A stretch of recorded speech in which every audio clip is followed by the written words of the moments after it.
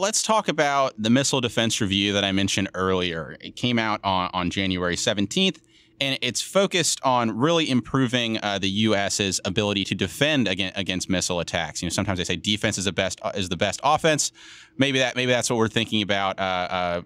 From our military perspective today. Can you talk about what was on that wish list when it comes to the new missile defense review, and kind of break that down for us a little bit? Sure. But this is part of a change in focus at the Pentagon. We spent a lot of time focused on fighting insurgents mostly in the Middle East.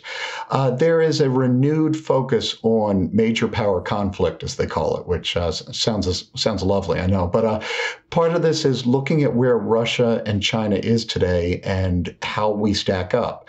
One area, hypersonics, missiles that travel 5 times the speed of sound. Arguably, Russia is ahead of us. Arguably, China might even be ahead of us. These are missiles that our current defenses cannot just can't even begin to deal with now. We need to change that. We also need our own offerings. We are behind in giving up in having our own offering to counter that. This is an area where we are already seeing Pentagon spending. This is an area where Lockheed Martin really stands out. They won $1.4 billion in contracts last year.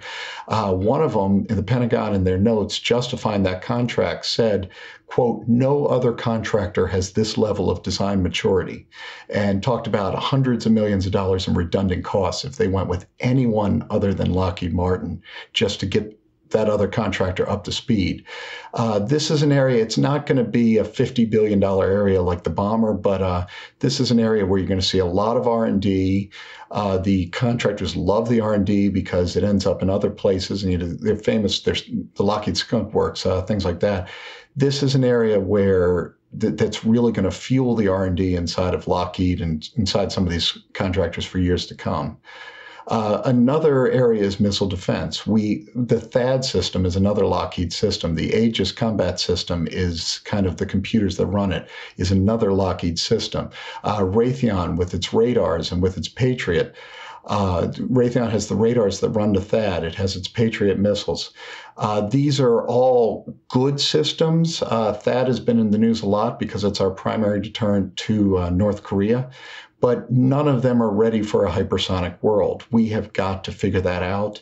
The most likely cost-efficient way is to pay these contractors to make the existing systems better.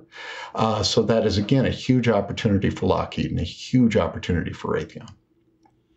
Yeah, I mean, the significance of these hypersonic weapons in that, our defense capabilities cannot, they're too fast for our defense capabilities to stop them, is really something that is important for us to defend against and to have in our offering.